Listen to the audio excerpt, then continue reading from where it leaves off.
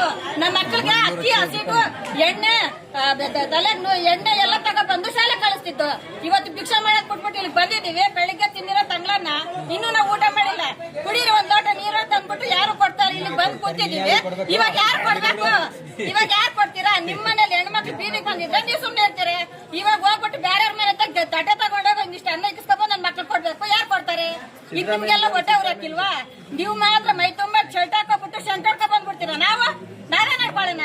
ನಾವು ಗೋಯ್ತಾದ್ರೆ ವಾಸನೆ ಅಂತ ಮೈ ಮುಚ್ಕೊಂಡು ಹೋಯ್ತಾರೆ. ಎಲ್ಲ ಅಧಿಕಾರಿಗಳಿಗೂ ಎಲ್ಲ ಅಧಿಕಾರಿಗಳು ಎಲ್ಲ ವಿದ್ಯಾರ್ಥಿಗಳಿಗೆ ಎಲ್ಲರಿಗೂ ಯಾರು ಸೌಲಭ್ಯ ಮಾಡ್ಕೊಡ್ತಾ ಇಲ್ಲ. ನಮ್ಮೂರಲ್ಲಿ ಇವ್ರ ಚೆನ್ನಾಗಿ ಬದುಕಿ ಬಾಳಿ ಅವ್ರ ಮುಂದೆ ತಲೆ ಎತ್ಕೊಂಡು ಒಂದ್ ವ್ಯಾಪಾರ ಹಾಕೊಳ್ಳಿ, ಮಕ್ಳು ಶಾಲೆ ಕಳ್ಸಿರ್ತಾರೆ. ನಮ್ಮ ಮಕ್ಳು ಶಾಲೆ ಕಳ್ಸಿದ್ರೆ ಒಂದ್ ಮಧ್ಯಾಹ್ನದ ಊಟ ಕೊಡ್ತಾರೆ. ಬೆಳಿಗ್ಗೆ ಅವ್ರ ಊಟನ ಇರಕ್ಕಿಲ್ಲ. ಶೂ ಕೊಡ್ತಾರೆ, ಬಟ್ಟೆ ಕೊಡ್ತಾರೆ. ಆ ಬಟ್ಟೆ ಹೊಲ್ಸಕ್ಕೆ ದುಡ್ಡು ಇಲ್ದಾನೆ ಮಾಸ್ಟರ್ ಕೈಯಲ್ಲಿ ಓದ ತಿನ್ ಬರ್ತಾರೆ. 18 ವರ್ಷಕ್ಕೆ ಮದುವೆ ಆಗ್ಬಿಡ್ತೀರಾ, 5 ವರ್ಷಕ್ಕೆ ಮದುವೆ ಆಗ್ಬಿಡ್ತಾರ ಅಂತಾರೆ. ಅವಕ್ಕೆ ಶಾಲೆ ಗೊತ್ತಿಲ್ಲ ಗುರಿ ಇಲ್ಲ, ಓದಿಲ್ಲ. ಅವ್ರು ಯಾವಾಗ್ಲಂದ್ರೆ ಅವ್ರ ಮಕ್ಳು ಮಾಡ್ಕೊತಾರೆ, ಯಾವಾಗಂದ್ರೆ ಅವ್ರು ಮದುವೆ ಮಾಡ್ಕೊಂಡು ಹೋಯ್ತಾರೆ. ಅದ್ ನೀವು ಶಿಕ್ಷಣ ಕೊಟ್ಟಿದ್ರೆ ಸರ್ಕಾರದಿಂದ ಕೊಟ್ಟಿದ್ರೆ ನಮ್ಗೂ ನಿಮ್ಮಷ್ಟು ತಿಳುವಳಿಕೆ ಇರೋದು. ನೀವೇನು ಕೊಟ್ಟಿಲ್ಲ, ನಮ್ಗೇನು ಇಲ್ಲ ಅಷ್ಟೇ.